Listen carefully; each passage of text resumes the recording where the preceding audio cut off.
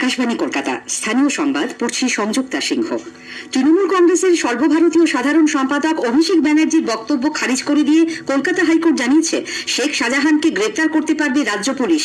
প্রধান বিচারপতি টি.এস. শিবজ্ঞানম এই সংক্রান্ত মামলায় আজ স্পষ্টভাবে জানান, পুলিশকে কোনো নির্দেশ দেওয়া হয়নি। ইডির মামলায় বিশেষ তদন্তকারী দল সিট গঠনের ওপর শুধু স্থগিতাদেশ দেওয়া হয়েছিল।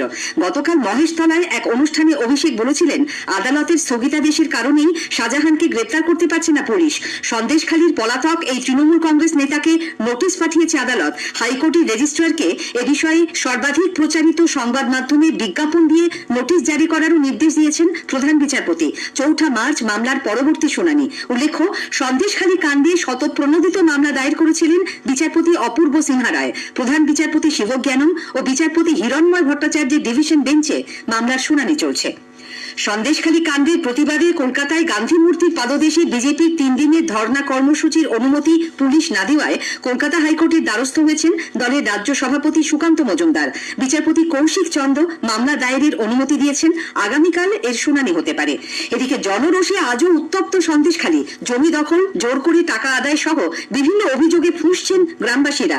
বেড়মজুর 1 নম্বর পঞ্চায়েতের সদস্য শঙ্কর সর্দারের বাড়িতে আজ ভাঙচুর চালান মহিলারা। তাকে গ্রেপ্তারের দাবিতে জুতো, লাঠি, ঝাঁটা হাতে তারা বিক্ষোভ দেখাতে থাকেন। খবর পেয়ে পুলিশ বাহিনী নিয়ে ছুটে যান বারাসাতের ডিআইজি ভাস্কর মুখার্জি। বসিরহাটের পুলিশ সুপার হোসেন মেহেদি রহমান মহিলাদের আইন নিজেদের হাতে তুলে না নিয়ে পুলিশ ক্যাম্পে অভিযোগ জানানোর অনুরোধ করেন। সকালে বেড়মজুর 1 নম্বর অঞ্চলের তৃণমূল কংগ্রেসের সদ্য নিযুক্ত যুগ্ম আহ্বায়ক হলধর আড়ির খড়ের গাদায় হঠাৎই আগুন জ্বলতে দেখা যায়। বিক্ষোভকারীরাই আগুন ধরিয়েছে বলে তার সন্দেহ। এদিকে শাহজাহানের ভাই শেখ সিরাজউদ্দিনের বিরুদ্ধে জমি দখল সহ বিভিন্ন অভিযোগে গণবিক্ষোভ বাড়তে থাকায় তাকে সরিয়ে অজিত মাইতিকে তৃণমূলের অঞ্চল সভাপতি করা হয়েছিল। কিন্তু অজিতের বিরুদ্ধেও জোর করে জমি দখলের অভিযোগ ওঠে। বাড়ি ভাঙচুর করা হয় তার, মারধরও করা হয় তাকে। 2 মন্ত্রী পার্থ ভৌমিক ও সুজিত বসু গতকাল বেড়মজুর ঘুরে আসার পর ক্ষিপ্ত জনতা অজিতকে ধাওয়া করলে এক সিভিক ভলান্টিয়ারের ফাঁকা বাড়িতে ঢুকে পড়েন তিনি। বারবার চেষ্টা করেও পুলিশ বিক্ষুব্ধ মহিলাদের শান্ত করতে না পারায় প্রায় 5 ঘন্টা পর অজিতকে আটক করে মিনাখা থানায় নিয়ে যাওয়া হয়। এরপর গ্রেপ্তার করা হয় তাকে। অজিতের বিরুদ্ধে বিক্ষোভ নিয়ে পার্থ ভৌমিককে প্রশ্ন করা হলে তিনি বলেছিলেন তাকে পদ থেকে আগেই সরিয়ে দেওয়া হয়েছে। অন্যদিকে পলাতক তৃণমূল নেতা শেখ শাহজাহানের ভাই সিরাজউদ্দিনের বিরুদ্ধে এফআইআর দায়ের করেছে পুলিশ।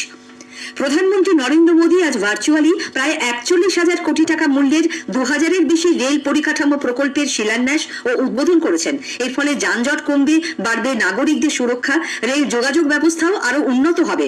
অত্যাধুনিক প্রযুক্তিতে সাজিয়ে তোলা হবে অমৃত স্টেশনগুলিকে। এর মধ্যে রয়েছে এ রাজ্যের 50টির মতো স্টেশন। প্রধানমন্ত্রী বলেন,